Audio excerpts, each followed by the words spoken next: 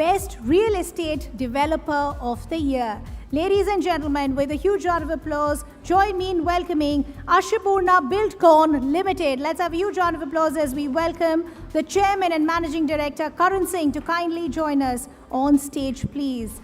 Karan Singh, a transformative leadership, has redefined Rajasthan's real estate landscape.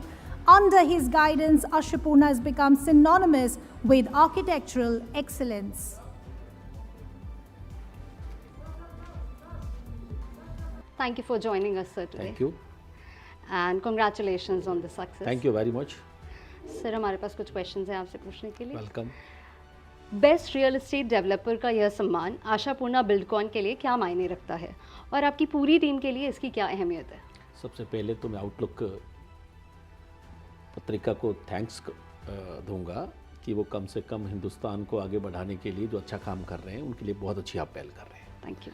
मेरे लिए और मेरी कंपनी के लिए बहुत बड़ा एक अचीवमेंट है कि आज एक आउटलुक जैसी पत्रिका ने इसको रिकॉग्नाइज किया है. मैं उम्मीद करता हूं कि जितना हमने किया है हिंदुस्तान को आगे बढ़ाने में, एक गरीब को छत देने के लिए, आने वाले समय में हमें और भी ज़्यादा आपके इस अवार्ड की वजह से भी हमको हिम्मत मिलेगी कि हम हिंदुस्तान को, हर आदमी को छत दे सकें. बिल्कुल सर. हम अपने अगले क्वेश्चन की तरफ बढ़ते हैं. आज का रियल एस्टेट बाज़ार तेज़ी से बदल रहा है. ऐसे में आशापूर्णा बिल्डकॉन कैसे खुद को मजबूत बनाए रखता है और नए तरीक़ों से आगे बढ़ता है? देखिए, सबसे बड़ी बात ये होती है कि दो तरीके के कस्टमर्स होते हैं. एक तो एंड यूज़र होता है और एक कुछ लोग इन्वेस्टर आते हैं.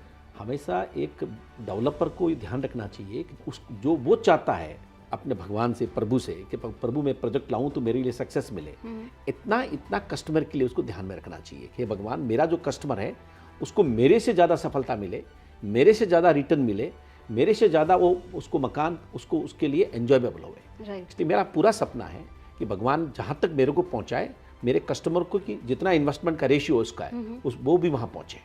सर, काफ़ी अच्छी सोच है ये. हमारे लास्ट क्वेश्चन की तरफ हम आगे बढ़ते हैं. इंडस्ट्री लीडर के रूप में आपको रियल एस्टेट सेक्टर में कौन सा ऐसा अवसर दिखाई देता है जो राष्ट्रीय स्तर पर बड़ा प्रभाव डाल सकता है?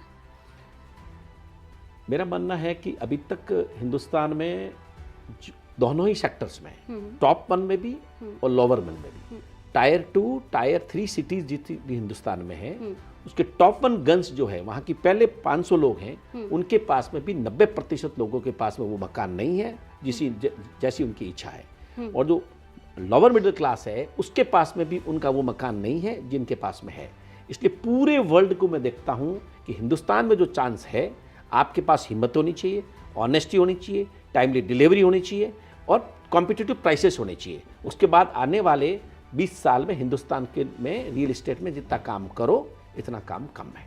हाँ, उम्मीद ये करता हूँ कि सरकारें अपनी टैक्स पॉलिसीज़ और अपनी प्लानिंग और जिस तरीके से कानून है वो इस तरीके से लाए कि हम लोग वहाँ पे कंफर्टेबली काम कर सकें. बिल्कुल सर.